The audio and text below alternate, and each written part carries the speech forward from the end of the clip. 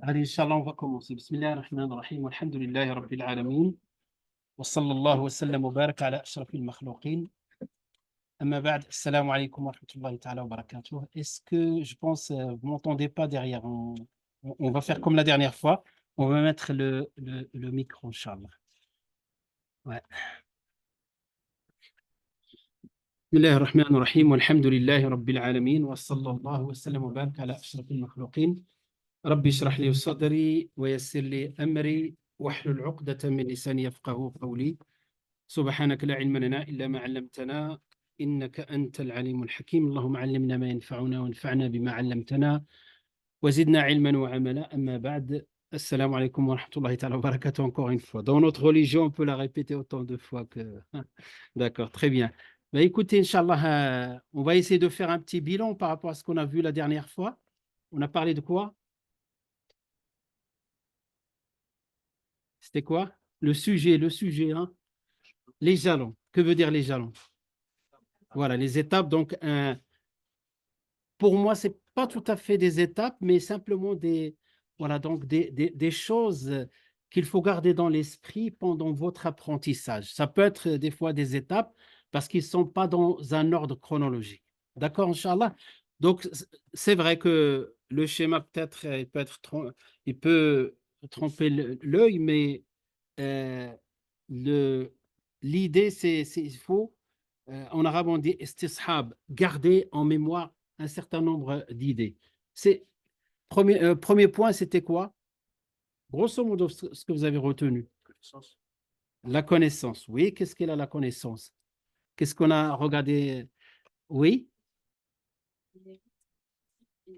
tout à fait. Donc, on a commencé par voir certaines, je ne dirais pas toutes les dimensions, mais Inch'Allah, je préfère comme ça. Voilà, certaines dimensions de l'ilm, de l'apprentissage, quelques dimensions, à savoir ses mérites. Et les mérites, est-ce qu'on a parlé des mérites? On a dit, Inch'Allah, vous allez voir ça avec, Inch'Allah, la semaine prochaine, avec M. Yahya, il va faire avec vous un résumé du livre L'éthique de l'étudiant, Inch'Allah. Et là, il va parler des mérites. Il va commencer par parler des mérites. Et quand on connaît les mérites, c'est quelque chose de très motivant. Par contre, nous avons parlé des objectifs. Les objectifs de l'ilm. On a parlé aussi des fruits. Qu'est-ce qu'il peut nous apporter dans ce cheminement-là vers l'excellence. Et on a parlé aussi qui peut nous aider dans la guidance. Donc, on a donné des exemples. Les enregistrements, ils sont accessibles. Ensuite, on a parlé de deuxième jalon. Donc, vous voyez, ce n'est pas dans un ordre chronologique. Donc, le deuxième jalon, on a expliqué comment voilà, l'apprentissage entre l'anarchie et la méthodologie. Il y a une grande différence. Hein? Qu'est-ce que vous avez retenu par rapport à ça? Voilà. Si on n'est pas organisé, si on est dans un cadre, euh, entre parenthèses, académique, avec méthodologie, avec étapes, le minimum, là, on va perdre notre temps, si ce n'est l'égarement et des fois, voilà, donc, et des fois même, on peut réaliser après 20 ans qu'on n'avait pas les bonnes sources. Hein. Et lorsqu'on a parlé de la méthodologie, on a parlé de 4 points. Allez, si on résume ces 4 points, par rapport à la méthodologie, on a des 4 points pour que la méthodologie soit bonne. Premier point, les bonnes. Ouais. Hein? Programme, oui, on peut parler. Les bonnes sources d'abord. Voilà, les bonnes sources, il faut s'assurer des bonnes sources. Même ça, si demain tu veux t'inscrire ailleurs ou tu veux connaître une école, une personne ou un cheikh, il faut voir ses sources. Voilà. Les sources, c'est très important. Ensuite, la bonne méthode. La bonne méthode, c'est-à-dire les bons outils. Les outils. Barakallahu fik. Une idée sur les outils, c'est quoi les bons outils? Les livres, mais quels livres? Les livres, ils sont nombreux, hein? Très vastes. Hein?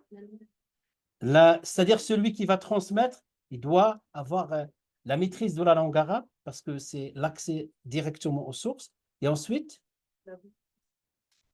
oui, il vient dans un deuxième temps. Et avec, oui, ça c'est le troisième point qu'on a dit. Mais dans le deuxième point aussi, on a dit quelque chose qui s'appelle usul al-fiqh, les fondements du droit musulman, c'est-à-dire le cadre que les ulama ont mis en place. Voilà, et la volonté, troisième point, et le dernier point, tous ces points sont verticaux. Le dernier point, c'était se remettre à Allah subhanahu wa ta'ala et chercher la guidance d'Allah. Et on a parlé de deux types de guidance. Quelqu'un se rappelle de deux types? Oui, barakallahu fik. Donc, dalalatu, donc une guidance de dalala, c'est-à-dire de l'indication. J'ai les bonnes sources de la réussite, du succès. Ça, hidayat al-tawfiq, ça vient que d'Allah subhanahu wa ta'ala. C'est-à-dire, comme tu donnes une bonne éducation à tes enfants, ça c'est hidayat al-dalala. Tu leur as montré la bonne voie. Mais la guidance, finalement, c'est Allah subhanahu wa ta'ala qui les guide. D'où la différence entre les deux guidances. Ensuite, c'est pour cela, et comment faire par rapport à cette guidance-là, beaucoup surtout de dua, de sincérité, etc. Donc, ça, c'est l'aspect. Ensuite, on a commencé à parler de la centralité de la purification. C'est-à-dire, que veut dire centralité? On va voir, Inch'Allah. En arabe, on dit markaziyato, markaziya. Markaziya, c'est-à-dire être au centre de tout. Et on a vu, on va le revoir. J'ai le schéma, je ne vous ai pas encore donné le schéma. Quand on a classifié les sciences, les disciplines, à la fin, on est arrivé, on a dit où est-ce qu'on place la spiritualité? Est-ce que dans l'éthique? Oui, dans l'éthique. Est-ce que dans le fiqh, dans le droit? Oui, il est dans le droit. Est-ce qu'il est dans l'histoire? Il est dans l'histoire. Est-ce qu'il est dans les méthodologies? Oui. Donc il traverse tout. Et d'ailleurs, c'est l'objectif des objectifs. Et puisque c'est l'objectif des objectifs, pourquoi on arrête tout? On fait que de la spiritualité. Vous savez, les moyens de la spiritualité, on va les évoquer aujourd'hui, c'est faire un travail intérieur sur le cœur, sur la purification de l'âme, sur l'intention de ôter les formes de maladie, etc. Et les moyens, c'est la lecture du Coran, le dhikr, le rappel, l'exhortation. Et si on fait que ça, pourquoi on passe notre temps à prendre au sol le fiqh et ensuite les sciences du hadith, les sciences du Coran? Pourquoi on ne va pas directement à l'objectif? C'est une bonne question. Hein? C'est que finalement, on est en train de perdre notre temps d'apprendre le fiqh, d'apprendre l'histoire. Hein? Pourquoi on ne va pas? Faire un acte sincère, il faut le connaître. Hein? Pardon? Pour faire un acte sincère, il faut le connaître et le comprendre. Exactement. Voilà, il faut le cadre. Le cadre, c'est le passage obligatoire. Tu ne peux pas faire, par exemple, là, tu as envie d'aller à Paris. Tu ne peux pas faire un voyage vol d'oiseau. Tu ne peux pas le faire. Le passage obligatoire, des fois, tu vas même reprendre un sens inverse pour arriver à la finalité. Donc, c'est le passage obligatoire. Parce que si on n'apprend pas le fiqh, qu'est-ce qu'il peut nous arriver? C'est quoi le fiqh? On va voir ça aujourd'hui. Ceux qui connaissent le fiqh, c'est quoi? Le droit musulman. C'est-à-dire ce qui est la législation musulmane, ce qui est autorisé, ce qui est obligatoire, ce qui est recommandé, ce qui est interdit. Si je ne connais pas ce cadre-là, au nom de la spiritualité, je peux m'égarer et tomber dans des choses illicites ou tomber sur des choses que le prophète sallallahu a appelées bid'a. Vous connaissez le terme bid'a, innovation. Qu'est-ce qu'il a dit le prophète sallallahu à ce sujet-là? Il a dit sallallahu alayhi wa sallam, man, celui qui non pas ce hadith là, celui qui instaure. Donc celui qui introduit, voilà, introduit une innovation dans notre religion, cette innovation sera rejetée. Et c'est quoi la notion de bid'a? Il faut aussi comprendre ce que c'est la notion de bid'a, de l'innovation dans la religion, tout ce qui touche au dogme, qui n'est pas instauré par le Coran et la Sunna, donc on est obligé d'étudier le dogme. Et le bid'a aussi dans l'ibadat, dans les actes cultuels, tout ce qui n'est pas instauré dans le cadre de l'adoration et du culte. Une salade, elle est codifiée, elle est connue. La salade, il a une seule manière. Et les différentes salades sont connues. On ne peut pas rajouter s'il y a une salade, on ne peut pas rajouter N plus 1 parce qu'on a envie de rajouter. Ben, c'est ça le cadre qu'il faut connaître préalablement pour cheminer. Parce que tu peux rajouter une salade N plus 1 qui n'existe pas et cette salade ou cette prière ou cet acte-là, finalement, il sera rejeté. Pourquoi? Parce qu'il n'est pas conforme. Parce qu'il n'a pas été instauré par le prophète sallallahu. Oui, Et cet acte, il peut nous faire sortir de la religion? C'est une bonne question. Est-ce que peut, d'une manière générale, donc d'une manière générale, les actes, il y a exception, les actes, d'une manière générale, si l'acte n'est pas conforme, il sera rejeté. Mais il y a des actes qui peuvent nous faire sortir de la religion. Quant aux paroles, c'est plus les paroles. Donc il faut faire très attention. Oui, parce que le bid'a, Inch'Allah, parmi les projets, donc on a parlé la dernière fois de, de notre édition, parce qu'il y a beaucoup de choses à apprendre. Eh ben, qu'est-ce qu'on fait pour compléter ce besoin, parce qu'on ne peut pas tout organiser, on écrit des livres dans ce sens-là, et parmi les projets, Inch'Allah, à moyen terme, c'est la notion de bid'a. Parce que beaucoup de gens prennent le hadith du prophète, ils ne comprennent pas ce que c'est la bid'a. Ben, ils vont peut-être intégrer tout dans la vie, ça c'est bid'a, ça c'est notre manière même de marcher, c'est bid'a. Non, la bid'a, elle est codifiée aussi, elle est connue, elle est, alhamdoulilah. Ça c'est un livre, Inch'Allah, bientôt, quand je dis bientôt, peut-être au cours de l'année, Inch'Allah, il sortira, Inch'Allah. Voilà, je ferme la parenthèse. Oui, une bid'a, il y a des degrés. Il y a une bid'a voilà, qui peut être mineure, comme il y a une bid'a qui peut être majeure. Et dans les majeures, il y a une qui peut être considérée comme un grand péché, une autre qui peut être comme kufr, hein, donc sortir de l'islam. Voilà, donc pourquoi on a besoin, c'est ce cadre-là. Donc là, ce ne sont pas des étapes, hein, peut-être mes propos la dernière fois n'étaient pas très, voilà, pas très clairs, mais sachez, ce sont des choses qu'il faut garder en tête. C'est-à-dire ces choses-là, elles sont transversales comme la spiritualité. Euh, je ne dois pas oublier la place de la science, qu'est-ce qu'elle peut m'apporter. Chaque jour, j'apprends quelque chose de nouveau, il va m'apporter quelque chose de plus. Pareil pour voilà, la méthodologie, hein, pareil pour la méthodologie, et pareil aussi par rapport à la dimension de la spiritualité qu'on va évoquer, Inch'Allah, et qu'on va détailler. Donc aujourd'hui, on va parler de 3 et 4. Donc je vous ai envoyé 1 et 2. Ceux qui ne l'ont pas, ne vous inquiétez pas, vous, Inch'Allah, je vous les enverrai, Inch'Allah. On va parler pourquoi il est central. Parce que c'est la finalité des finalités. Et on a dit pourquoi on ne commence pas par la spiritualité. On a dit on a besoin de connaître le cadre pour que la spiritualité soit spiritualité musulmane. Est-ce que la spiritualité, le terme spiritualité, est-ce qu'il est un terme qu'on trouve qu'en islam ou on trouve dans d'autres religions? Hein? Même des philosophies parlent de la spiritualité. Hein? Et on a même, voilà, donc même dans les autres religions monothéistes et dans d'autres, dans des philosophies, dans le yoga et tout ça. Ben, c'est pour cela, c'est toute cette spiritualité, selon nous, sort de ce cadre-là. Et donc, d'où le passage obligatoire qui est ce cadre-là, Inch'Allah, qu'on a dit en 1 et 2.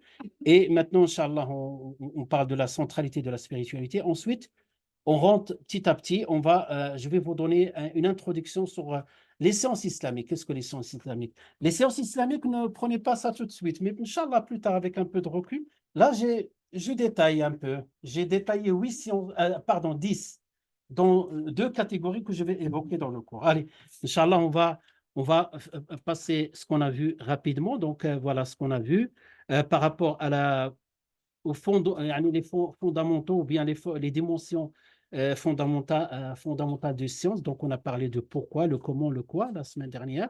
Et je défile simplement ce qu'on a vu la dernière fois. Pareil, les objectifs du savoir. On a vu que le savoir va m'aider à adorer Dieu avec clairvoyance et c'est une provision et m'aide aussi pour réformer. Et on a donné des exemples pour chaque cas.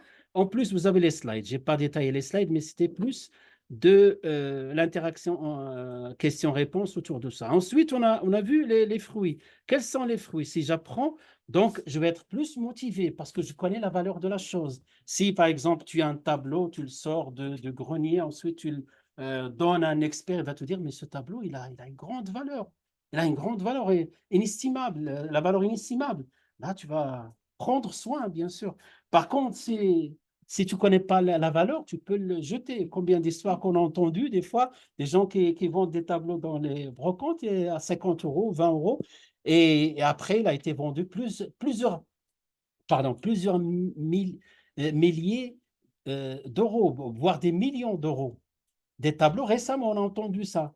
Parce que la personne ne connaissait pas la valeur. Et bien, pareil, la science qu'on est en train d'apprendre est beaucoup plus valorisée que ces tableaux, c'est des millions d'euros. Donc, la science va nous donner aussi, quand on a parlé aussi, l'investigation, la vérification des informations. Tu entends un hadith, tu sais que les hadiths, c'est toute une science, le minimum de vérifier est-ce qu'il est authentique, pas authentique, et s'il est authentique, certaines règles qui vont venir par la suite. Donc là, tu cherches l'information la plus sûre. Ah, tu écoutes avec émotion ce qu'on te dit, après tu absorbes tout, et il se peut qu'il y ait des virus dans le discours des fois. Al-ihtida, la guidance. On a dit la première catégorie de guidance, la guidance de l'indication. Tu sais comment faire ta salade, comment, en cas d'erreur, comment tu peux rattraper ou corriger. Tu ne vas pas refaire indéfiniment la salade. Il y en a qui font ça. Voilà, parce qu'ils ne savent pas. Et aussi la question de la réforme. Ensuite, voilà, bon, pour enchaîner vers la suite. Ensuite, on a vu les samarat et kayfa nahtadi, on a dit ce qu'on a dit tout à l'heure. Donc, les bonnes sources, les bons outils, la volonté ferme, ça, il appartient à chacun de nous. Hein. Donc, le 1 et 2, il appartient à l'Institut. Quand je vous dis l'Institut, c'est-à-dire le cadre. Donc, il doit, les gens, les enseignants plutôt, qui donnent les cours, doivent être formés, ils connaissent de quoi ils parlent. Je ne sais pas, l'autodidacte qui a lu quelques livres et qui est arabophone et qui fonce et qui donne des cours, c'est pas comme ça qu'on a les bonnes sources et les bons outils. Ensuite, l'irada, il vous appartient. Donc, vous voyez, l'irada, la volonté, il vous appartient. Et tawfiq, il appartient à Allah subhanahu wa ta'ala. Hein, comme il a dit le prophète sallam, les cœurs sont entre deux doigts, parmi les doigts du tout miséricordieux. Il les change comme il veut. Et le prophète sallam, il a rajouté, à partir de cette information importante, il a dit Allahumma ya muqallib al-qulub, thabbit qalbi ala dinik. Ô toi qui changes de cœur, raffermis mon cœur sur ta voie. Donc, on a besoin toujours de faire dua quand on sort, on fait des duas. Et vous allez revoir, Inch'Allah, ça avec le Oustad Younes, la sincérité, la sincérité, la sincérité, Inch'Allah. Voilà. Ensuite, on a vu la science entre deuxième jalon. On fait un petit résumé.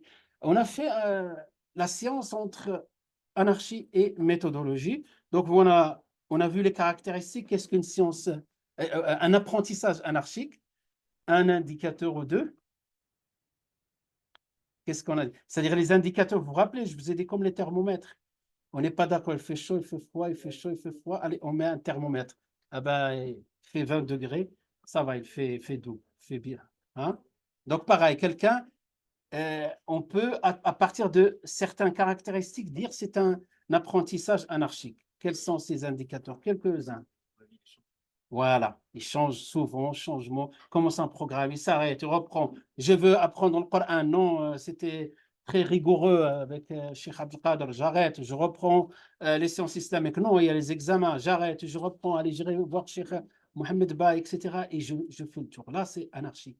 Et même il passe des années, à la fin, quand on fait le bilan, il n'a pas appris. Il n'a pas appris, d'accord.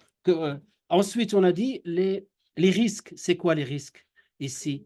Hein? Pardon? L'extrémisme, oui, c'est un risque majeur. Hein. Parce que quand on commence la religion, je vous le dis, moi, quand j'avais votre âge, quand on a commencé la religion, on commence avec deux paramètres. Hein. Quand je dis deux paramètres, c'est-à-dire on est binaire, soit blanc, soit noir. Et par conséquent, on est plus que rigoriste. Hein, voilà. Et petit à petit, on comprend que, voilà, dorénavant, hein, donc on apprend là, qu'il existe d'autres couleurs, comme le spectre hein, des couleurs. Qu'il y a du rouge, du blanc, en plus du blanc, il y a le rouge, il y a etc., le marron, le vert. Voilà. Donc le risque, et le risque minime, c'est lequel? Perte de temps. Barakallahu fikum. Voilà, ensuite, quelles sont les causes? Les causes de l'anarchie un peu. Pourquoi les gens tombent dans cette... Ils n'ont pas la science.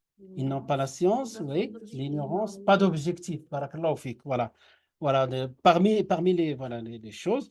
Et après, on a parlé des règles et on a parlé des conséquences positives. Quelles sont les règles et quelles sont donc, je fais passer rapidement. Oui, non, je reviens là-dessus.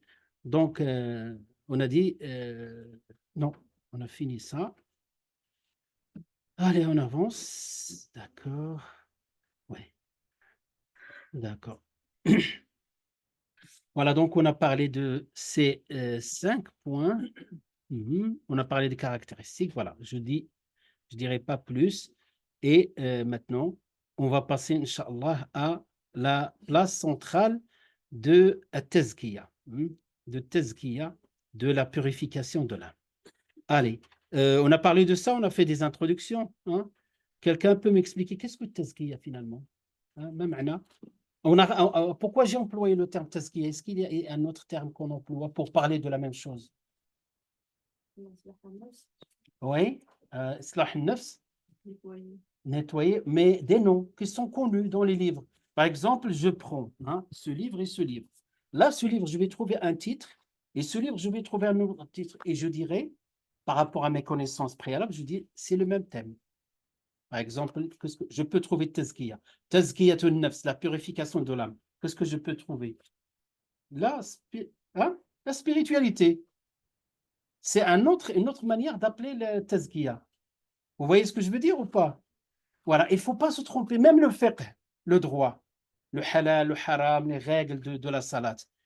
Il y a des livres qui ont appelé la jurisprudence et d'autres qui ont appelé le droit musulman. Et toi, tu rentres dans la librairie et tu regardes et tu dis non, non, ce n'est pas la jurisprudence que je cherche le droit musulman. C'est la même chose.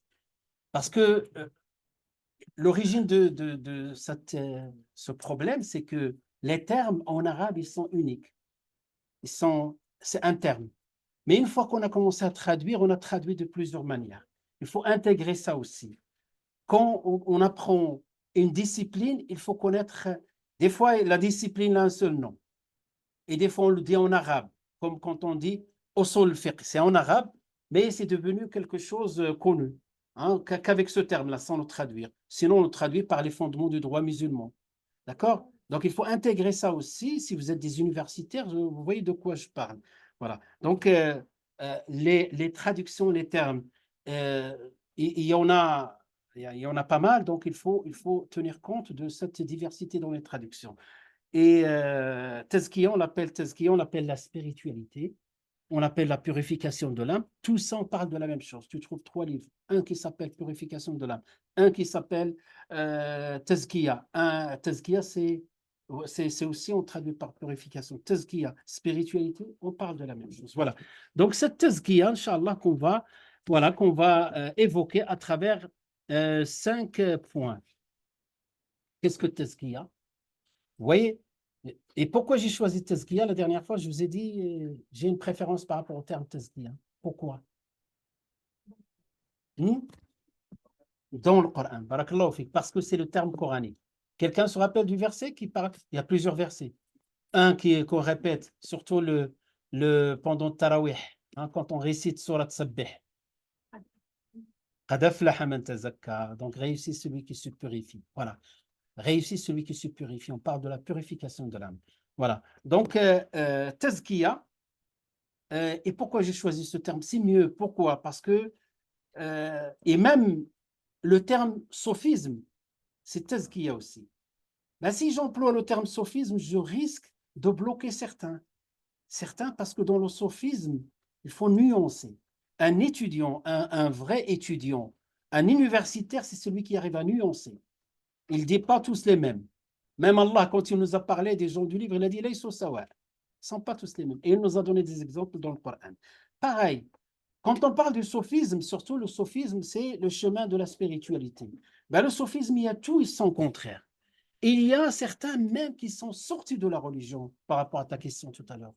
Ceux qui parlent, et souvent en Europe, on trouve leur nom qui revient souvent. Ibn Arabi, pas Ibn al-Arabi, il y a deux personnalités très différentes. Ibn Arabi qui parle des choses qui, normalement, qui ne sont pas conformes aux fondamentaux de notre dogme.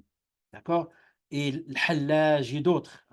Et de l'autre côté, il y a aussi des gens, la spiritualité. C'est quoi? C'est Tazkiya conforme au Coran et la Sunna. Donc, c'est pour cela qu'il faut nuancer, il faut connaître aussi ces différentes traductions. Donc, si je vous dis le qu'est-ce que par rapport à ce sujet-là, pour vous, c'est quoi le tazkiya, la purification de l'âme? Comment on peut la définir? Il n'y a pas vraiment de définition. il y a une manière de comprendre. C'est-à-dire, vous avez, si vous voulez comprendre, Tazkiya, c'est un phénomène dans lequel il y a deux étapes. On a dit ça la dernière fois, non? At-takhliya wa at-tahliya, exactement. C'est quoi takhliya? C'est l'abandon, c'est purger, c'est enlever. Et tahliya, c'est embellir. Hein? C'est quelque chose de grosso modo. Voilà, mais il y a des détails. Je vous ai mis des détails. Après, on va parler pourquoi on a besoin de purifier. C'est quoi l'origine de ces problèmes? C'est quoi? Donc, la semaine dernière, je vous ai parlé de, par exemple, j'ai une voiture et de temps en temps, j'ai besoin de changer l'huile. Hein? Et donc, on fait ce qu'on appelle, hein? Donc, voilà, on fait la vidange, on purge l'huile qui n'est pas bonne et on remplace. C'est ça, takhliya, se débarrasser, tahliya, remplacer par autre chose. Et tout ça se passe à quel niveau? Hein? Dans le cœur. D'où vient là, cette information? Comment on sait que le cœur est concerné par tazkiya? De nombreux hadiths. Le Coran, par exemple, le Coran, il a parlé des 3 catégories de cœur. Est-ce que vous les connaissez? Le Coran, il a parlé. Il a parlé de cœur sain, comme on l'appelle, le qalbu as-salim. Allahumma rzuqna quluban salima. Ya Allah, donne-nous des cœurs sains. Qalbu as-salim. Qalbu al-qasi, c'est l'autre extrême. Alors on l'appelle aussi mayyit, mort. C'est lui, aucune sensibilité, que ce soit la compassion envers les gens ou bien hein, donc, la reconnaissance envers son créateur. Quelqu'un qui avance, qui suit ses passions. Et entre les deux, quelqu'un qui tirait d'un côté ou de l'autre côté, entre les deux, ce qu'on appelle al-qalbu. المتقلب ويكون متقلب ولكن قلبه القرآن comme il l'appelait القلب المريض hein, malade. Inch'Allah, on va parler de ça. C'est ça. Donc, le qalb, quand il est malade, il y a des choses, des souillures dans ce cœur-là. Ils sont plus dans l'ordre spirituel. Il faut les purger. Exemple, qu'est-ce qu'on peut trouver dans un cœur comme chose à... Et surtout ces souillures, hein, najas, hein, mais dans le sens moral. On n'a pas envie que les gens les connaissent. C'est quoi ces souillures, par exemple? Hein? La jalousie, le hasad. Hein? Le hasad, l'orgueil, hein, l'ostentation, riya en arabe, etc. Ben, quand quelqu'un sait ce que c'est et les conséquences derrière, donc s'il est sincère, un seul objectif de se débarrasser de tout ça. C'est ça ce qu'on appelle l'étape de at-takhliya. Ben, si j'enlève l'ostentation, je la remplace par quoi? Puisque tu as dit l'ostentation. Hein? Je la remplace par quoi? Le mahabba, mais quelque chose qui correspond à l'ostentation. Ikhlas, la sincérité. Voilà. Au lieu de faire les choses et les gestes pour vous, je vais essayer de faire un travail. Je sais que j'ai perdu mon temps parce que tout ce que j'ai fait, c'est simplement pour que Dieu me voie et vous. Donc, et vous n'a pas de place. Donc, je vais essayer de faire les choses. Tout un travail, on ne rentre pas dans les détails. On a un cours complet sur ça, Inch'Allah, en deuxième année. Donc, Amaradul Qulub, Ahwal Nufus. Et on va répondre à la question, mais pourquoi cette tazkiya et pourquoi sa place est centrale? Je n'ai pas mis peut-être ici dans l'ordre. Et les obstacles, parce que cette tazkiya, tout à l'heure j'ai dit, c'est quand il fait sa vidange, il suffit de faire une opération très simple. Mais avec un neuf, c'est beaucoup plus complexe. C'est pour cela, parmi les problèmes de tazkiya, c'est l'awaiq, c'est-à-dire les obstacles. On va voir 3 exemples d'obstacles. Vers la fin, j'ai donné que des schémas, Inch'Allah. Et les indications d'une bonne tazkiya. Pour voir que quelqu'un, et tu vois toi-même, tout à l'heure, quand je dis les indicateurs, c'est comme le thermomètre par rapport à la température. Et donc, pour voir, est-ce que tu évolues dans la tazkiya ou pas? Eh bien, tu regardes ces mu'ashirat ou ces indicateurs que je vais citer par la suite. Ça va, donc on avance? Allez, rapidement, Inch'Allah, parce que j'ai chargé le programme d'aujourd'hui. Donc, at-takhliya ou at-tahliya, j'ai expliqué, ils sont là dans les textes. Hein, on ne va pas faire la lecture. Donc, alhamdoulilah, donc il s'agit, donc la tazkiya signifie purifier l'âme de ses tendances au mal et au péché, et développer la nature. Donc, parce que ce sont des introductions, ces introductions sont là dans ce livre. Ensuite, se libérer de tout ça. J'ai marqué en arabe, c'est bien. Yani, si vous continuez, alhamdoulilah, yani, apprendre d'une manière rigoureuse, il y a beaucoup de termes que vous allez apprendre, surtout les termes techniques. Et on a plus besoin de ces termes techniques. Il y a beaucoup, vous savez, que, des fois, entre parenthèses, des imams dans les prêches, ils ne connaissent pas vraiment le travail, yani comment il s'appelle, la terminologie.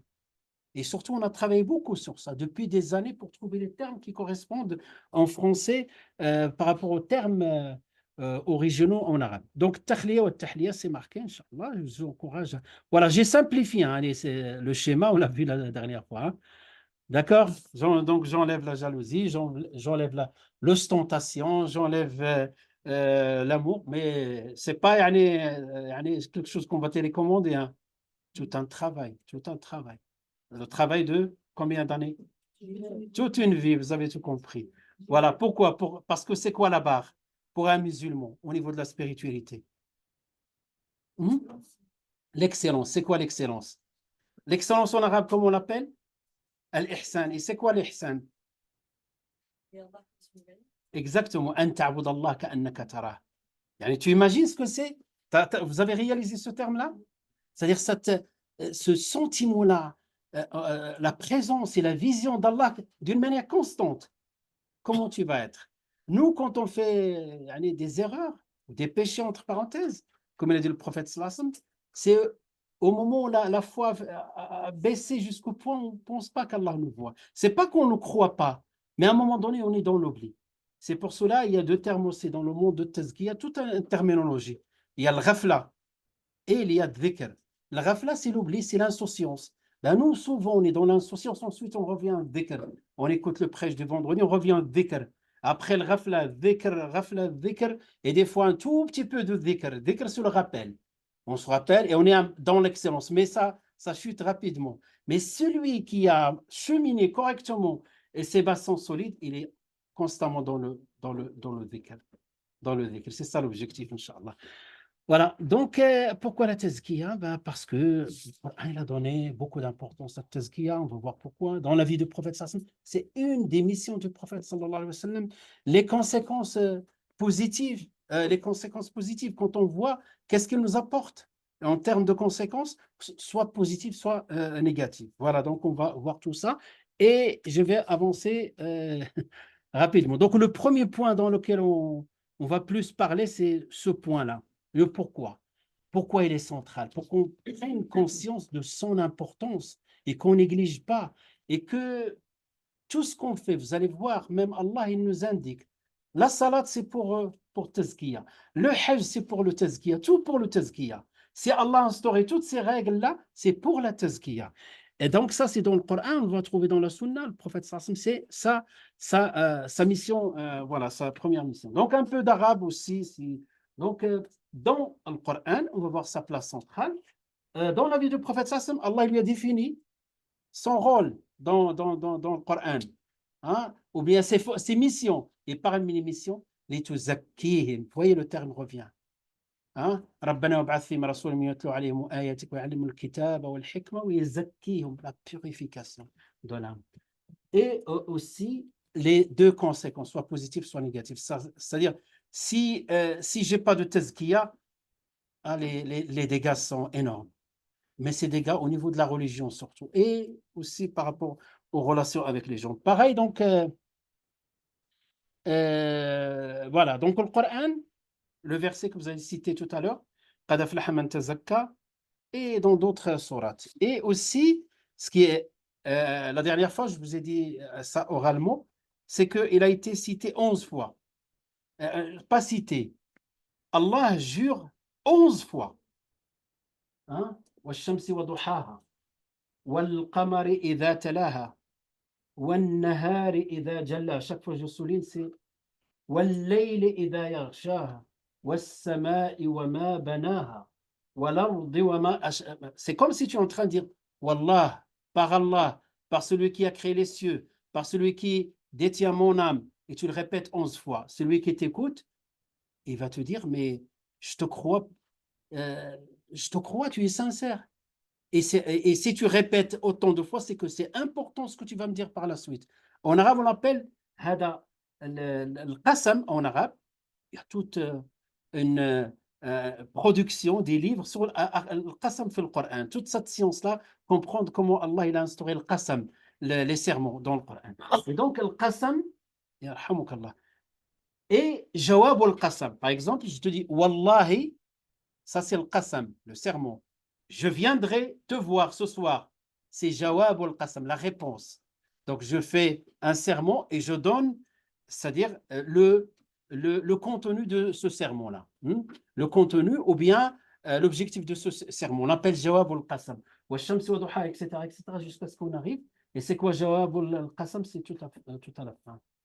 قد أفلح من زكاها. A réussi celui qui l'a purifié. Purifie quoi? L'âme. Parce que juste avant, il a dit et par l'âme. D'accord?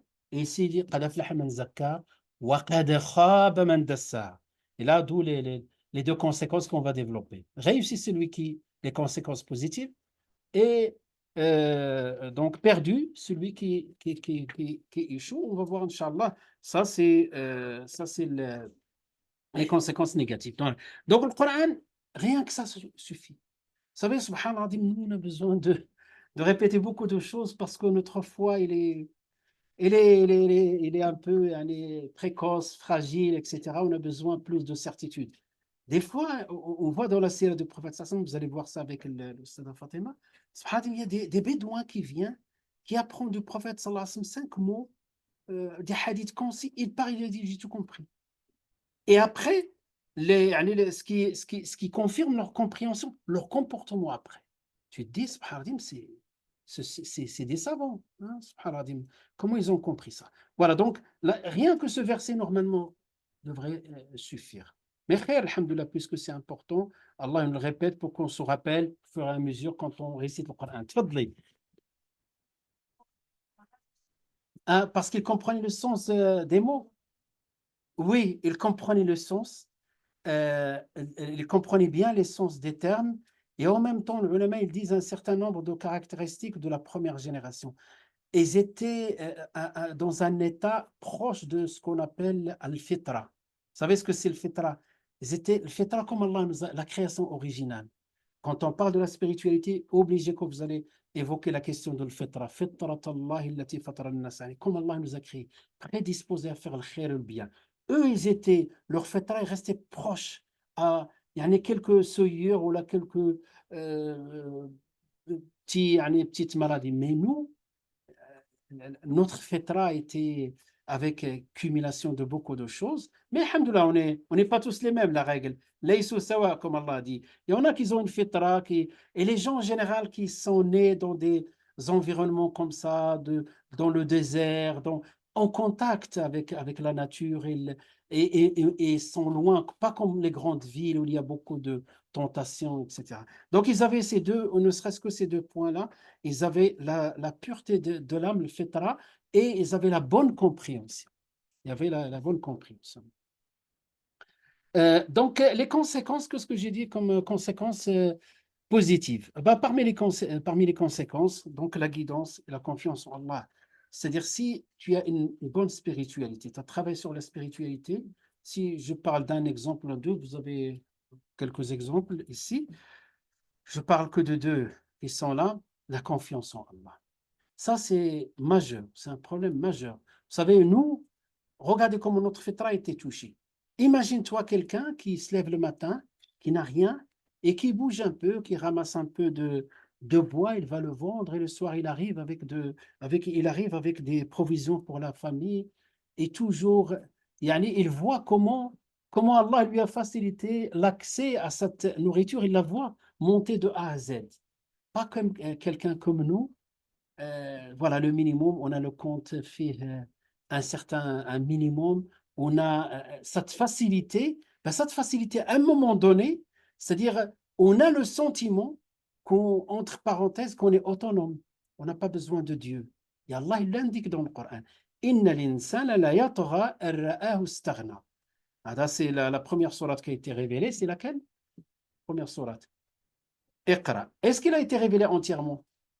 Au début, 5 versets. Voilà. À la suite, et donc l'homme se rebelle lorsqu'il se voit autonome, lorsqu'il se voit. Donc presque même, il y a des philosophes qui ont écrit des livres où on arrive à un certain niveau de technologie, presque, et dans le titre, il l'appelle On n'a pas besoin de Dieu. Donc vous voyez, ça, c'est l'insan. Et contrairement à quelqu'un qui, yani, il trouve son rizq, il sort le matin, il fait dua, ou il avance, il trouve, alhamdoulilah, j'ai trouvé, et petit à petit, il voit la grandeur d'Allah, il voit les bienfaits d'Allah sur lui. Ben, il a confiance en Allah. C'est ce qu'il nous dit, le prophète sallallahu dans un hadith. لو أنكم توكلتم على الله حق التوكل. Si vous placiez véritablement votre confiance en Allah, la razaqakum, il vous donne votre subsistance. كما يرزق الطير, comme il donne subsistance aux oiseaux. Donc, تخرج non, تغدو خماسة وتروح بطانا. Il sort, donc les oiseaux continuent. Ils sont créés comme ça. Et ils ont cette confiance qui est innée. Donc, ils n'ont pas la raison comme nous, mais ils ont cette confiance. Ils sortent le matin, ventre plat ou la vide, et il revient ventre rempli. Donc c'est ça, il a dit, si vous placiez votre confiance en Allah, Allah il vous donnera la même chose. Mais des fois, cette confiance, ce n'est pas évident. Imagine-toi quelqu'un, il lui arrive un événement dans la vie. Il a un niveau de vie, masha'Allah, et tout le temps, il dit, alhamdulillah, c'est Allah qui donne, c'est Allah qui retire. Mais le jour où Allah lui retire un rizq, par exemple, il perd son travail, il perd voilà, quelque chose d'important. C'est là où on voit la valeur. Au moment des tests, c'est on a confiance en Allah. C'est on a cette certitude en Allah. Et donc la confiance est majeure. Si tu as confiance en Allah, tu avances apaisé. Tu n'es pas dans le stress. Tu n'es pas dans des maladies aujourd'hui qui sont contemporaines à cause de cette course derrière la réussite professionnelle. Vous savez, alhamdoulilah, quand on a des reculs par rapport à notre alhamdoulilah, expérience, et moi j'ai connu ce monde-là avec les, voilà, donc ce qu'on appelle les cadres, voilà, et on voit certains, ça qu'ils n'ont pas de vie, ils ont sacrifié beaucoup pour leur, ils sont stressés, ils ont pas de, il n'y a pas de confiance. Sa confiance, c'est son emploi, c'est ce qu'il gagne, c'est ce qu'elle a dans le compte. Voilà. Et on voit les conséquences derrière. On voit et une fois qu'il perd de ces croyances-là, le compte, tu vois les conséquences. Par contre, subhanallah, on a vu des cas, des gens qui ont la foi face à ça. Alhamdulillah, c'est lui qui donne, et alhamdulillah, c'est lui qui retire, et demain, il va me donner, Inch'Allah. Et c'est ce qui arrive souvent. Donc, la confiance en Allah, il vient par quoi? Par cette purification de l'âme, par cette confiance, par cette certitude que tu as en Dieu. Parce que quand Allah, si je parle que de rizq, il te dit dans le Coran, وَفِي السَّمَاءِ رِزْقُكُمْ وَمَا تُوعَدُونَ فَوَرَبِّ السَّمَاءِ إِنَّهُ لَحَقٌّ مِّثْلَ مَا أَنتُمْ تَنطِقُونَ. Si Allah, il te dit, et ta subsistance, il est dans le ciel, par Allah, c'est véridique comme le fait que vous parlez. J'ai essayé de traduire de ma manière. Si avec la purification de l'âme, tu entends ça, alhamdoulilah, tu es apaisé, tu es tranquille. Voilà. Et d'autres. Et j'ai dit deux, et tout ce que Allah aime, toutes les qualités qu'Allah aime. Donc, si tu as une bonne spiritualité, tout ce qu'Allah aime, tu vas l'aimer. Pareil pour les conséquences négatives. Donc, j'ai souligné quelques conséquences. Les méconnaissances des attributs d'Allah subhanahu wa ta'ala. Même si on parle de Dieu, on parle d'une manière superficielle. On ne parle pas de Dieu avec connaissance. Manque de confiance en Allah. Il dit oui, alhamdulillah, alhamdulillah, c'est Allah, mais une fois qu'il est éprouvé, il oublie Dieu. Qu'Allah nous donne tabat. Suivre les patients aussi, voilà. Parce que la maladie du cœur implique le fait de suivre les patients. Les troubles dans la sincérité de l'intention, l'ostentation, la jalousie, etc. Donc, et tout ce que Allah n'aime pas. Voilà. Donc, ça, c'est les mauvaises conséquences. Donc, on a intérêt à voir cette tazkiya. Ensuite, donc, d'accord, donc les conséquences, on a parlé de ça. Voilà le résumé de tout ça. J'ai un peu plus détaillé dans le livre. Inch'Allah, on sortira un autre livre rien que sur tazkiya. Ça, c'était que des introductions. Et voilà, maintenant, pourquoi, hein, ou le comment, hein, le comment, c'est que les cœurs tombent malades, ils peuvent tomber malades comme le corps. Hein. On s'inquiète pour les corps, mais on ne s'inquiète pas pour le cœur. Si quelqu'un lui a des indicateurs, il avait une facilité à se lever pour faire sa prière à l'heure. Maintenant, de plus en plus, il trouve du mal et il fait sa salade après l'heure. Hein? Ah, c'est un problème, hein, c'est un majeur. C'est un problème qui touche l'âme. Si tu as mal à la tête ou si tu es touché par un virus, qu'Allah vous préserve, qu'Allah nous préserve, tu as touché, tu vas aller tout de suite. Tu attends 1, 2 jours, ça part pas. Allez, je vais voir le médecin, je vais faire ça, je vais faire ci. Tu es inquiet, etc. Mais si tu te lèves plus le fajr ou là, si tu fais plus sadaqa, tu fais plus confiance en Allah, si tu côtoies plus maintenant des gens loin de din et tu aimes ce qu'ils font, des choses qui ne sont pas tout à fait conformes avec ta religion, bah, tu es touché au niveau de la maladie du cœur. Tu es un peu touché par le rafla, etc. Tfadl, Inch'Allah. Donc, touché par des maladies comme ça, comme le rafla. Donc, il faut se précipiter à corriger ce problème-là. Et vous savez, le prophète sallallahu alayhi wa sallam, quand il demande à Allah, il dit Rabbana la taj'al musibatana fi dinina. Allah fait de telle sorte que nos épreuves, pas, les épreuves pardon, ne soient pas, qui touchent pas notre religiosité ou notre religion. Et c'est ça, touche la religion. Et peut toucher notre portefeuille, peut toucher autre chose, le matériel. Bien sûr, ça aussi, ça fait mal. Mais quand il touche la religion, ça fait plus mal. Voilà, donc les cœurs, donc, ils sont 3 catégories. Comment on a connu ça? C'est le Coran. Comme le nafs aussi. Al-qalb salim, Allah il a parlé. Al-qalb salim, je tire votre attention par rapport al qalb salim. À quel moment Allah il l'a cité? Dans l'au-delà. C'est-à-dire, comme quelqu'un a travaillé toute sa vie, il est venu ce jour-là, le jour dernier, avec un cœur sain. C'était son objectif. يوم لا ينفع مال ولا بنون إلا من أتى الله بقلب سليم. Je pense surat Ibrahim, si je ne me trompe pas, le jour où celui qui arrive avec le jour où ni les enfants ni l'argent ne seront d'aucune utilité, sauf celui qui arrive à un cœur sain, la spiritualité. C'est pour cela qu'on vous regardez. Nous, on ne sait pas. On n'a pas l'expérience de la mort. On ne sait pas. On n'a pas quitté ce monde et on est revenu pour dire ce qui se passe. Mais Allah, il nous parle, c'est une certitude. Il nous donne des situations. Et souvent, les gens, quand Allah nous parle de quelqu'un qui meurt et qui regrette, souvent, il ne va pas regretter l'argent, les enfants, même tout ça. Il regrette une bonne action qu'il n'a pas fait, une sadaqa qu'il n'a pas fait. Et le Coran nous parle de ça. Et donc, c'est pour cela le cœur saint, c'est ce jour-là où tu as besoin de personne, si ce n'est rahma d'Allah, et tu as fait le nécessaire pour aboutir à cette rahma. Al-qalb al-marid, c'est entre les deux. La plupart, on est tous plus ou moins touchés, on combat. C'est ça le jihad al-nafs. Alors, quand on parle de jihad al-nafs, lutte contre les passions de nafs, il veut dormir, il ne veut pas se lever pour faire ni le travail, ni l'ibadat. Nafs, il ne veut pas donner, il ne veut pas partager. Ça, c'est les passions. Ava, pas, Allah, il nous dit dans le Coran, bal tuhibbuna al-mala hubban jamma. Vous aimez l'argent, un amour ardent. C'est ça. Ben, on jette contre ça, on donne et on prend plaisir, on donne et Allah purifie nos cœurs, et jusqu'à ce qu'elle devienne quelque chose de naturel. Wa al-qalb al-mayyit. Al-qalb al-marid, il y a 2 catégories. Le Coran, il a fait référence. Quand il nous a parlé à chaque le doute, quand il a parlé, vous savez, vous lisez Surat al-Baqarah, Allah subhanahu wa ta'ala, il a parlé début, il a parlé de caractéristiques de croyants, je pense 4 versets, caractéristiques de les négateurs, le kuffar, 4 versets, et ensuite, je pense, autour de 11 versets, il parle des hypocrites, comme quoi c'est dangereux.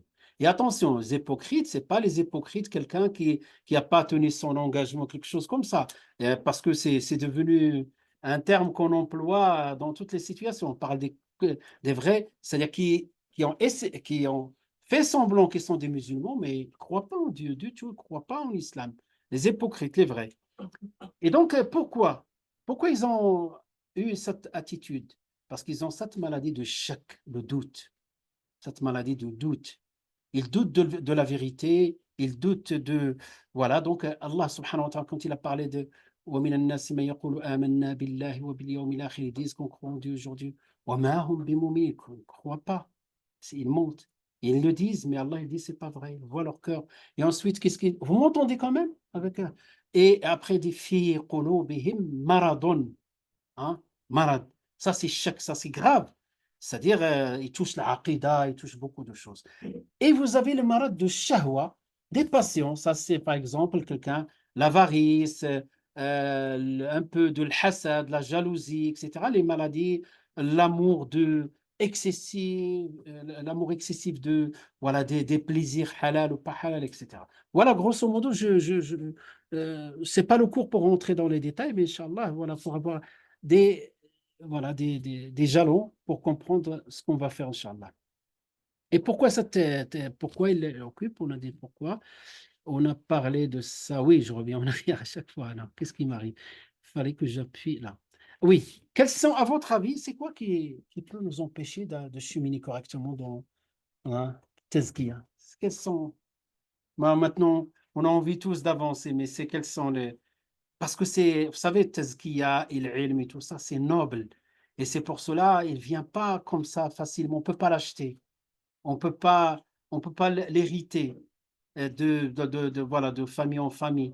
C'est pas lié à nos origines, c'est pas lié à notre classe sociale. C'est vraiment chacun, comme il a dit le prophète sallallahu à sa fille, hein, Fatima, il a dit à Fatima, c'est la plus aimée. Hein, il lui a dit, ne viens pas le jour dernier, à Fatima, ne viens pas avec ta lignée.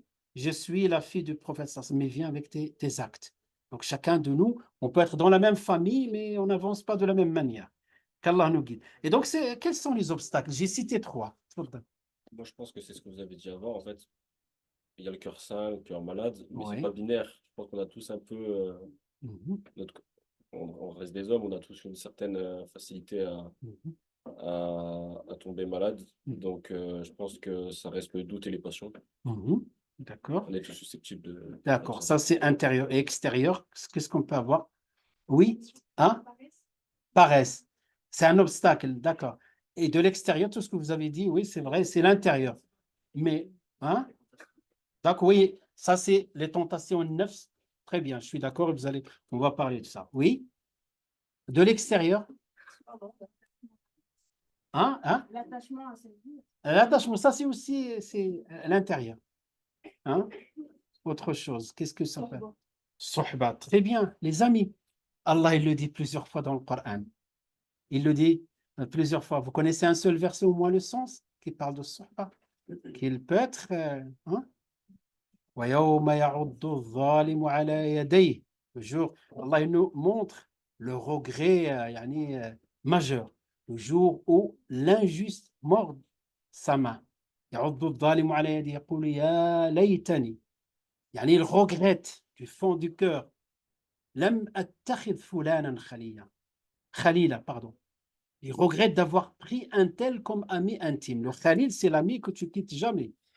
Hein? C'est l'ami intime, Khalil. Ya laytani ittakhadtu ma'a ar-rasouli sabila.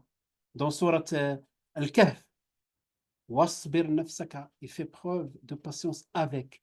مع الذين يدعون ربهم بالغداة والعشي. Allah nous incite à être avec les bonnes personnes, hein, etc. Donc, et donc, les amis, ça peut être aussi même la famille. Donc, premier cercle, c'est en moi. Déjà, ces problèmes en moi. Deuxième cercle, c'est les proches. Troisième cercle, Juste une question. oui. J'ai lu dans le Coran qu'il est écrit, je crois que c'était sur le Baqara, où ça dit ne prenez pas comme alliés des chrétiens ou les gens de la Torah qui prennent en raillerie nos versets.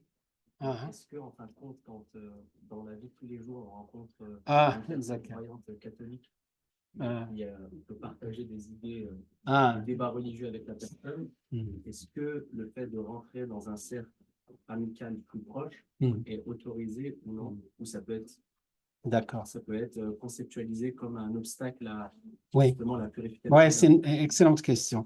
Voilà, donc maintenant, avant de répondre, troisième cercle, c'est le bay'a. Hein, c'est le bay'a. Vous savez ce que c'est le bay'a? L'environnement. Même ceux qui sont dans l'engagement de l'environnement, en arabe, on l'appelle bay'a. L'environnement, le muhit, la société dans laquelle tu vis. Et la question que tu poses, je donne une généralité, Inch'Allah. Bismillah. D'accord, je donne une réponse plus générale. Donc, le verset que tu as cité, c'est ça le problème, c'est pas pour toi. le problème de prendre des versets qui sont traduits et on peut tanzil et on va essayer de comment dirais-je, les appliquer à une situation qui est différente. Mais toutefois, ce que tu dis, il est déjà cité, il est, alhamdoulilah, dans d'autres versets, dans des hadiths du prophète sallallahu alayhi wa sallam. Ce sujet-là, il est très important, surtout on prétend, nous, musulmans, que, alhamdoulilah, on est ouvert, il n'y a pas de, yani, alhamdoulilah, il n'y a pas de problème de racisme, des choses comme ça, des grandes valeurs. Toutefois, il y a aussi un certain nombre de choses. La conclusion générale, l'islam, il nous donne un équilibre en matière relationnelle. Donc, si je commence par les fondamentaux dans les relations. Allah subhanahu wa ta'ala, lorsqu'il a parlé de ne pas prendre comme allié contre les musulmans. Donc, par exemple, vous avez une situation dans laquelle, yani, et surtout ça, c'est au niveau des États, voilà, qui s'attaquent à une autre société et que toi, tu te mets de l'autre côté contre ces musulmans ou d'une manière générale contre ceux qui sont opprimés pour aider les autres, les oppresseurs. Ça, c'est fondamental et même certains vont aller très loin par rapport aux conséquences de cet acte-là. Ils peuvent même, certains ulama, j'ai entendu dernièrement beaucoup de fatwas qui vont dire même ils quittent l'islam de cette manière-là. Attention, on a un état d'hostilité, hein, c'est pas un état. Dans le cas normal, et d'ailleurs même Allah il a parlé de deux situations, et dans la situation normale, comme on vit, nous, on a des voisins, on a des amis, on a des collègues. Hein, donc, alhamdoulilah, on s'entend très bien avec beaucoup de personnes qui nous respectent, qu'on respecte. Allah, dans ce cadre-là, Allah, il dit لا ينهاكم الله عن الذين لم يقاتلوكم في الدين ولم يخرجوكم من ديارهم أن تبروا إليهم وتقسطوا إليهم.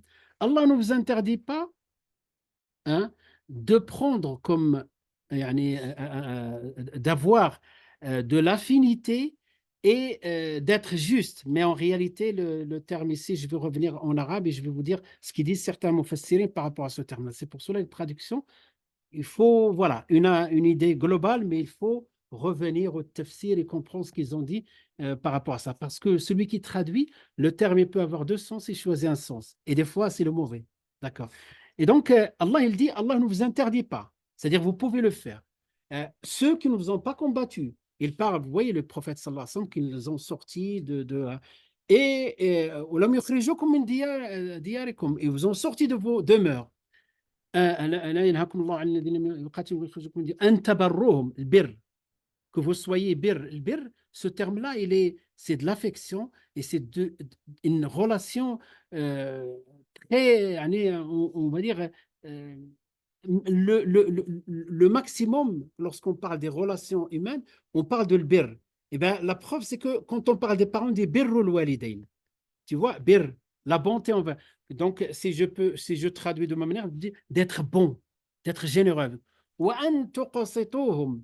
Et tuqsituhum, le terme tuqsituhum, le terme arabe, qist, ça veut dire justice. C'est-à-dire que vous soyez juste avec eux.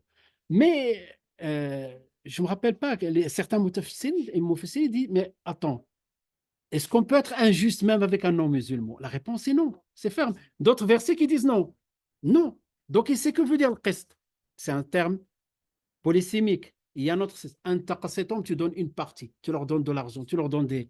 Donc, tu vois, ça va, il y a de l'interdiction, hein, pour certaines personnes d'une manière catégorique, jusqu'à des personnes, tu les prends comme des amis, etc. Et tu partages. Toutefois, il faut mesurer les conséquences. Voilà. Par exemple, moi, un entourage. Moi, j'ai connu, alhamdoulilah, le monde professionnel dans plusieurs expériences, que ce soit privé, public, etc.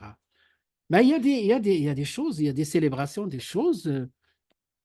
Est-ce que c'est obligatoire? Non, ce n'est pas obligatoire. C'est que, surtout, j'ai connu une mission pendant 20 mois voilà, dans un ministère. Non, j'étais externe dans un ministère. Et pendant 20 mois, et subhanallah, c'était des collègues qui aiment faire la fête. Le début de printemps, la fête. Quelqu'un a naissance, fête. Et encore, tout, je ne suis pas obligé d'être parce que dans certains faits, déjà, je n'aime pas perdre mon temps. Et deuxième chose, il y a des choses inutiles. Voilà. Et il y a même des choses qui peuvent être nuisibles par rapport à ma religion. Voilà, donc je mesure. Je mesure et c'est à toi de voir. Si tu es dans un entourage voilà, professionnel et limité voilà, de telle sorte, il ne va pas toucher ta religiosité. Alhamdulillah. Mais là où yani, chacun il connaît les limites, là où ça commence à nuire à ma religion, allez, ce soir on va sortir, on va faire telle chose, mais le soir j'ai aussi des choses aussi, moi, par rapport voilà, par rapport à mes responsabilités. Donc, c'est chacun. Donc, il n'y a pas d'interdiction, il faut simplement voir les conséquences. C'est tout. Il n'y a pas d'interdiction, il faut voir les conséquences par rapport à ceux qu'on vit, la quasi-totalité de nos concitoyens qu'on vit avec eux. On est dans cette situation, il n'y a pas de problème. Les collègues, les voisins passent beaucoup de temps. Quand il y a un décès, hein, tu fais quoi autour de toi, les voisins, les voisines, hein? Bah, tu leur parles, tu peux leur prêter tes condoléances, et là, c'est un problème. Certains vont dire, oui, mais là, il y a Jouz. Là, on n'est pas dans le domaine religieux, on est dans le domaine social. Dans le domaine social, donc là, c'est la politesse. Vous savez, la dernière fois, Inch'Allah, si vous êtes patient, on a beaucoup de choses à vous transmettre et de comprendre la notion de l'bid'a. J'aimerais bien que vous compreniez. Regardez, la dernière fois, il y a des jeunes qui m'ont posé la question suivante. Ils m'ont dit, c'est important ces questions-là. On vit avec les gens, on n'est pas poli, on n'est pas sauvage. Faut que quelqu'un, quand vous arrivez au travail ou là, à l'école ou là, au lycée, au collège, vous dites bonjour ou pas? Et si quelqu'un, le professeur vous dit bonjour, vous répondez, normal. Il y a un qui m'a dit, est-ce qu'on a le droit de dire bonne année? Celui, au moins, je réponds à quelqu'un qui me dit bonne année. Je lui dis oui. Il était étonné. Ah bon, il y a Jouze? Je lui dis oui. Dites les bonne année, c'est bonjour multiplié par 365. Où est-ce qu'il est le problème? C'est exactement, c'est comme tu lui dis bonjour, bonjour, là tu as fait le résumé. Je te dis bonjour toute l'année. C'est quoi le problème? C'est que des fois, on est bloqué par des fausses idées. C'est que dans le domaine social, il n'y a pas d'interdiction, sauf si l'interdiction est formelle. Par exemple, le domaine social, on va s'asseoir, ils vont poser voilà, des choses illicites, je ne sais pas, de la drogue, du vin. Là, ça ne me convient pas. Ça ne me convient pas. Vous voyez, mais si c'est des amis qui veulent faire un barbecue et ils respectent ma religion, ils vont même, des fois, ils font l'effort. Wallah, les gens font l'effort, ils vont dire, puisque tu viens avec nous, Abdel, souvent, on va acheter de la viande, voilà, on va acheter de la viande halal. Donc, Makish, il y a pas de problème. Donc, ben, ces choses-là, on va les détecter plus on avance dans le din, Inch'Allah. D'accord? Très bien. Donc, l'awaiq, si je résume, voilà, j'ai mis 9, ce que vous avez dit. Nos maladies aussi, hein, la paresse, tout ça. On a oublié, hein? Eh oui, shaitan, le diable. Allah, il le dit d'une manière claire. Inna shaytana lakum aduwwun fattakhidhuhu aduwwa. Clair.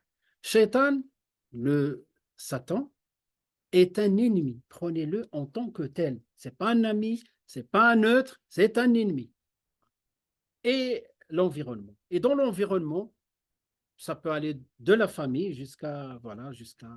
Après, il y a beaucoup de questions hein, qui peuvent se poser. Et les ulama, ils ont établi, et même le Coran a établi ce qu'on appelle la prévalence. Hein. Quand tu as plusieurs choses il y a tazahamoun, on dit en arabe, des choses qui sont en contradiction, on utilise les règles de la prévalence entre le bien et le mal. Ce sont des règles conçues par le Coran, par la Sunna, mais quand on connaît que deux paramètres, souvenez-vous de ça, on est binaire, on va dire haram, on va dire machi haram, et à un moment donné, je me mets en compte, c'est haram, mais je ne peux pas faire autrement. Alors que si on creuse un peu, il y a des solutions. Voilà, ça c'est l'awaiq. Et les indicateurs, allez, quels sont les indicateurs? Quelqu'un qui a une bonne purification de l'âme. Hein? Il est gentil, mis à part gentil, ça y est. Pas forcément, des fois il peut avoir, mais des fois il y a des caractères qui sont. Hein. Et d'accord, oui, je vous en prie, un bon comportement, d'accord. Mhm. Mais tazkiya, oui, ça c'est l'adab.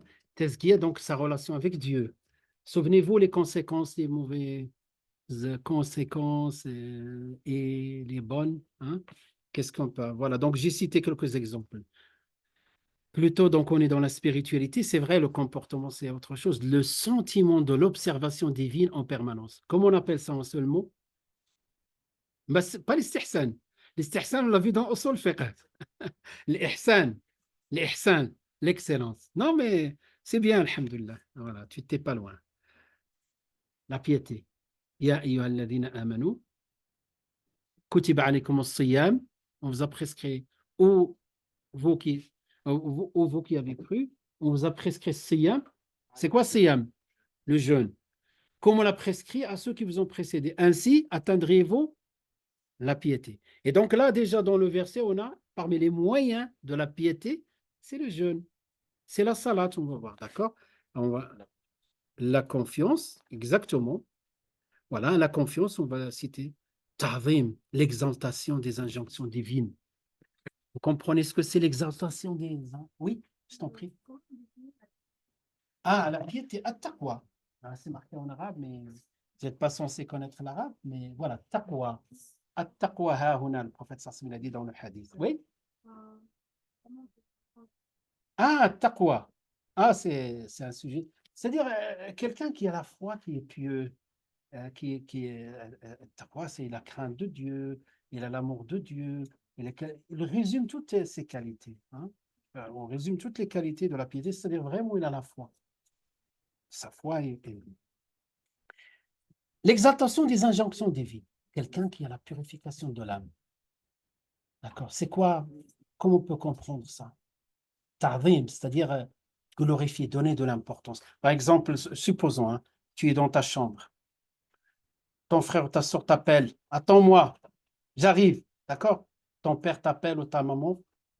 Labbaik en arabe, on dit labbaik. Me voici et j'arrive tout de suite avec Adam.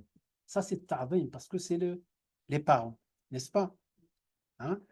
Je ne dis pas que c'est pas bien, c'est normal. Avec frères et sœurs, c'est normal qu'on parle comme ça. Mais avec les parents, c'est pas normal qu'on parle de la même manière. Et donc, par conséquent, ta'zim. Walillahi al-mathalu al-a'la. Il appartient à Allah l'exemple suprême. Comment on peut concrétiser ta'zim par rapport à Allah subhanahu wa ta'ala? Quand, par exemple, on entend normalement Ya ayyuhalladhina amanu. Il s'adresse à nous. Oh, vous qui avez cru. Vous avez cru ou pas? Vous avez la foi? Vous croyez en Dieu? Ben, il s'adresse à nous. Hein, moi aussi, je réponds comme vous, oui. Il s'adresse à nous et donc il faut écouter la suite du message. Maintenant, je reviens à la justice. Toi, tu allais être injuste envers quelqu'un parce que c'est un non-musulman, c'est un voisin, c'est pas, c'est un kafir, etc. Il ne croit pas en Dieu. Et tu te permets certaines choses qu'Allah n'a pas autorisées. Et d'un coup, tu entends le verset, tu lis le Coran. ولا يجرمنكم شنآن قوم على ألا تعدلوا اعدلوا هو أقرب للتقوى. Et que la haine envers un peuple ne vous pousse pas à être injuste. Tu détestes quelqu'un, tu n'as pas le droit d'être injuste. Que la haine envers un peuple ne vous pousse pas à être injuste. Soyez juste, ceci est plus proche de at-taqwa, de la piété. Voilà. Donc, taqwa, un indicateur de taqwa, tu es juste. D'accord? Tu entends ça, tu fais quoi? Si c'est un ami, tu peux lui dire je fais ce que je veux. Mais quand tu entends la parole d'Allah, tu ne peux pas dire وَقَالُوا سَمِعْنَا وَأَطَعْنَا. C'est l'attitude du croyant. Nous avons entendu et nous obéissons. C'est l'attitude du croyant. قَالُوا سَمِعْنَا وَأَطَعْنَا. Allah il rend hommage aux compagnons lorsqu'ils ont entendu des versets. Et dans ce cadre-là, c'était des choses difficiles à pratiquer. Ils sont venus voir le prophète sallam, ils se sont même agenouillés. Ils ont dit à Rasulallah, on ne peut pas mettre en pratique ça. Et qu'est-ce qu'il leur a dit le prophète sallam? Dites, قولوا سمعنا وأطعنا. Et lorsqu'ils ont dit سمعنا وأطعنا, nous avons entendu, nous obéissons. Et le verset a été révélé. Ensuite, Allah les a soulagés même de ces charges qui sont dans Surat al-Baqarah. قالوا سمعنا التعظيم. قال الله. Même quelqu'un commence à réciter. Tu discutes avec quelqu'un, des indicateurs. Tu discutes avec quelqu'un, oui, non, non, il dit قال Allah, tu te tais. Tu vas dire non, non, non, laisse-moi parler. Tu vois, il y a des petites choses. Ça, c'est quand tu as la connaissance d'Allah. Tu te tais, tu écoutes avec. Même si tu n'es pas d'accord avec lui, Parce que des fois, même si on est dans on n'a pas raison, on peut utiliser, hein, on utilise le Coran et la Sunna. C'est pas parce qu'on a utilisé le Coran et la Sunna qu'on a raison. Mais au moment où il parle d'Allah, voilà, je donne cette glorification et cette exaltation par rapport à la parole d'Allah subhanahu wa ta'ala. Allah résume tout ça, il dit. Par exemple, tu arrives, supposons, moi j'ai vu des choses, par exemple, à Mecca, autour de Kaaba, qui ne relèvent pas de l'exaltation. Que les gens, quand tu arrives à Kaaba, si vraiment tu arrives et tu essaies de purifier ton âme, tu arrives devant Baytullah, tu médites Baytu Allah. Et voilà, c'est Baytullah, pas les selfies que je vois. Wallah, ils m'ont choqué. Ils me choquent, ils continuent à me choquer. C'est incroyable. Vous voyez, ça, c'est parmi les choses, Hadou, la technologie, trop de technologie, pour, beaucoup voilà, la vision. J'ai fait mon pèlerinage, je fais mon profil et je partage 1500 voilà, photos dans mon. Non, ça relève pas de la piété ni de l'exaltation. Ces lieux-là, c'est pour adorer Dieu. C'est pas un lieu touristique. Le jour où tu pars en Égypte, derrière les pyramides, prends autant de photos que tu veux. Mais pas. Mais ça, on n'étudie pas ça. C'est ton cœur qui parle ici. Et Allah dit d'une manière générale, et celui qui exalte les injonctions divines, ceci s'inspire de la piété du cœur. Ben, celui qui a la piété, tu vas voir, le cœur, il réagit, le cœur est sensible, le corps en état de veille. Vous allez voir, Inch'Allah, plus de détails dans la spiritualité. Attribue le bienfait à Dieu. Quand on dit, Masha'Allah, tu as réussi, tout le monde te félicite, au fond de toi, tu dis, et même tu le dis oralement, là, pas oralement, au fond de toi, tu as la conviction. Si tu as un bienfait, c'est Allah subhanahu wa ta'ala. Je suis rien. Regardez, même le prophète sallallahu alayhi wa sallam, Allah lui a dit, Alam yajidka yatiman fa'awa. Tu étais pauvre, tu étais orphelin. Et Allah, il t'a trouvé un toit. Wajadaka dallan fahada. Et tu étais, et quand on dit le mot wajadaka dallan, égaré, c'est-à-dire il ne connaissait pas le haqq. Il n'a pas la révélation. Il regarde son peuple, mais il a pris sa distance. Il ne s'est jamais incliné. Il trouvait que ce n'est pas normal de s'incliner devant des idoles. Dallan fahada. Wajadaka a'ilan fa'aghna. Et tu étais pauvre. Allah, il t'a donné la richesse. Et ensuite, c'est-à-dire la reconnaissance à travers des actes envers les orphelins, etc. etc. Ben, on ne peut pas prétendre qu'on est des superman et qu'on a réussi ce que personne ne peut réussir. Si tu as quelque chose, si tu as la foi, si tu as quelque chose, des connaissances ou je ne sais pas quoi, c'est Allah qui t'a accordé ça. Certes, tu as travaillé, mais c'est Allah qui t'a guidé pour travailler. C'est pour cela quand tu remercies même Dieu, c'est parce que Allah t'a guidé à le remercier, à être reconnaissant. Donc il faut une reconnaissance par rapport à la reconnaissance qui t'a permis d'être reconnaissant et ainsi de suite. Et donc à la fin, tu dis la ilaha illallah. Une prosternation pour remercier Dieu ou une deux rak'at dans la nuit, personne ne te voit, personne ne t'entend pour dire Ya Allah. Et le prophète sallallahu alayhi wa sallam, dans ce cadre-là, tout appartient à Allah. Quand il se levait pour faire la prière de la nuit et ses pieds tawarrama, c'est-à-dire fissurés, Aïcha lui dit, Allah il t'a pardonné tes péchés antérieurs, futurs, etc. Et quelle était sa réponse? Qui c'est qui connaît le Afala akunu abdan shakura. Ne m'appartient-il pas d'être un serviteur reconnaissant?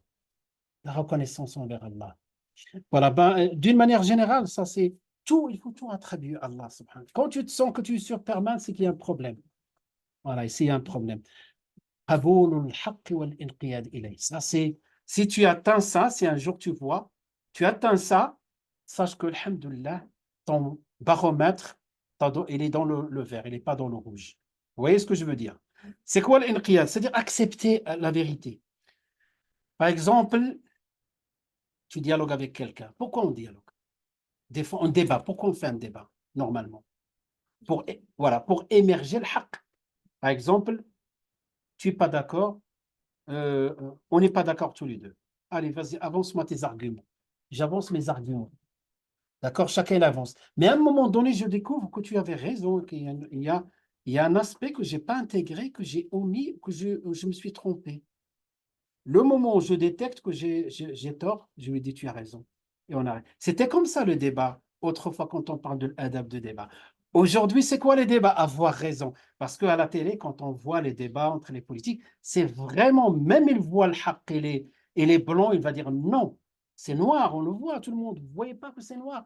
Yani subhanallah, c'est plus maintenant la vérité, c'est ça, avoir raison. Ben, quand tu détectes même la bouche de ton ennemi, et tu détectes et tu arrives à la conviction qu'il avait raison, tu reconnais et tu demandes pardon, là tu reconnais, voilà, tu te comportes par rapport à la situation. Chaque situation nécessite un comportement adéquat.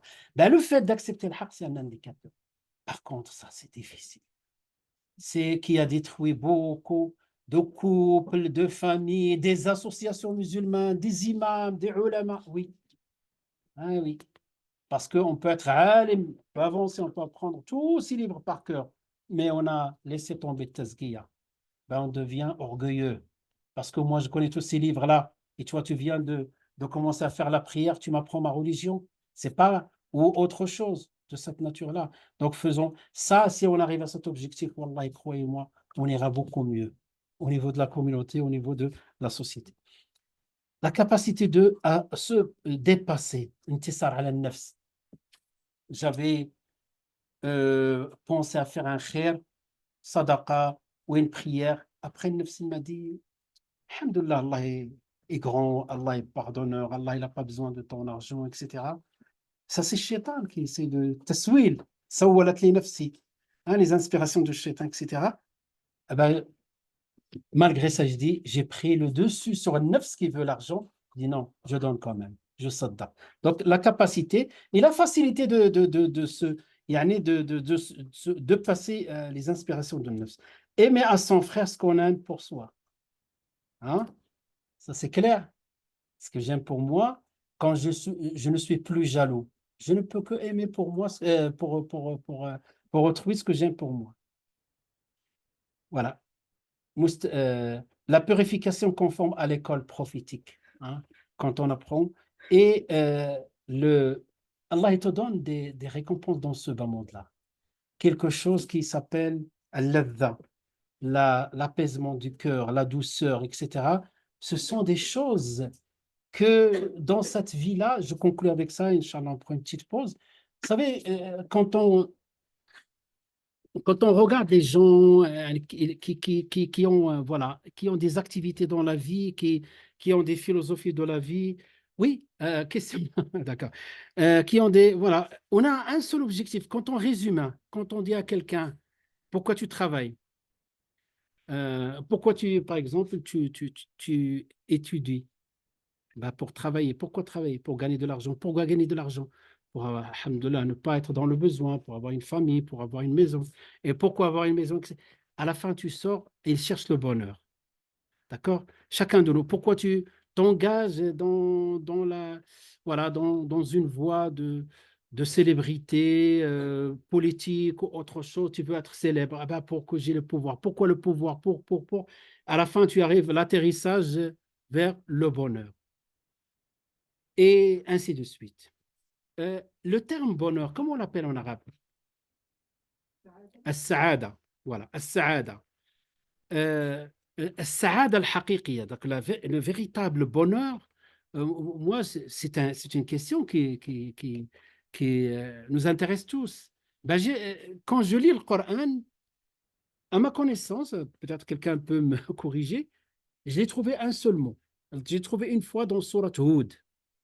وأما الذين سعدوا في الجنة فأما الذين سعدوا ففي الجنة خالدين فيها. Ceux qui vont être dans le bonheur, ils sont au paradis. Après, j'ai cherché, dans le Coran, je n'ai pas trouvé d'autres mots, j'ai trouvé d'autres mots. ألا بذكر الله تطمئن القلوب, l'apaisement. J'ai trouvé aussi des termes comme les taskunu ilayha, pour trouver la tranquillité, etc. La conclusion de tout ça, ça dépend qu'est-ce qu'on appelle le bonheur. Si on appelle le bonheur absolu, c'est-à-dire quand on parle du bonheur absolu dans l'au-delà, c'est tout ce que tu vas faire, c'est du bonheur. Tout ce que tu vas faire, c'est de plaisir. Tu manges, c'est de bonheur. Tu respires, c'est du bonheur. Tu marches, tu espères, tu rencontres que du bonheur. D'accord? Qui ne s'arrête pas, pas de fatigue, pas de maladie, pas de soucis. Euh, Ça, c'est. Et pour certains, quand ils appellent le bonheur, mais en réalité, si j'utilise l'échelle de notre Coran, livre d'Allah, ils ne peuvent pas dépasser l'échelle de ce qu'on appelle soit l'apaisement, soit la tranquillité. Quand tu demandes à quelqu'un pourquoi tu voyages, tu vas, il y en a qui préparent le voyage de l'été maintenant. Une semaine. Beaucoup de sacrifices. Une semaine.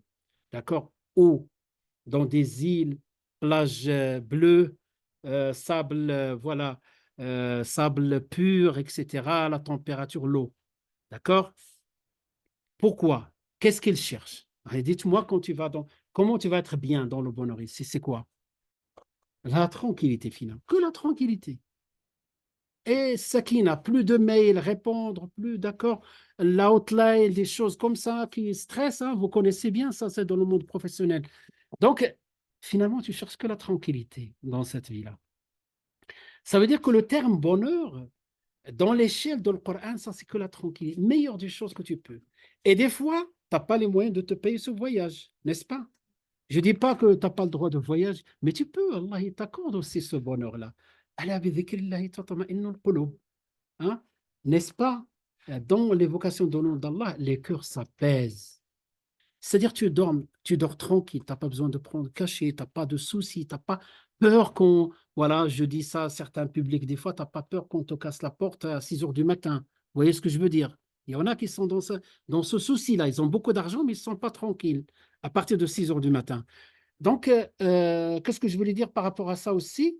Euh, des fois, Allah il t'a donné une famille tranquille, un époux, une épouse tranquille, des enfants, machallah, obéissants, et tu n'as pas beaucoup de moyens, tu n'as pas pu te payer ces vacances-là. Wallahi, tu peux, mais tu n'es pas reconnaissant envers Allah. Tu peux vivre des moments plus intenses que 16 heures de vol. Je ne dis pas qu'il ne faut pas le faire, hein, celui qui a les moyens, qu'Allah lui facilite, hein, je ne dis pas. Mais tu as ta part aussi de la tranquillité, parce que Allah dit, dans le mariage, parmi ceci, il a créé de vous, pour vous, des épouses, afin que vous trouveriez auprès d'elles de l'apaisement. Tu sais ce que c'est de l'apaisement? C'est vraiment le summum de bonheur terrestre. Tu peux le trouver qu'en famille. Vous sortez, vous montez, prenez votre voiture, vous allez quelques jours à la montagne et vous allez trouver la même chose que celui qui trouve. En plus de ça, il a la fatigue de 16 heures de vol. Donc, c'est pas, yani, ça, c'est pour. Mais sinon, الشعور باللذة, c'est ça. Hein. Et des fois, quelqu'un qui a ces indicateurs, imaginons quelqu'un qui a, par exemple, une somme. Hein, je ne dis pas de faire comme ça. Mais je dis, on peut atteindre ce stade-là, c'est un autre niveau.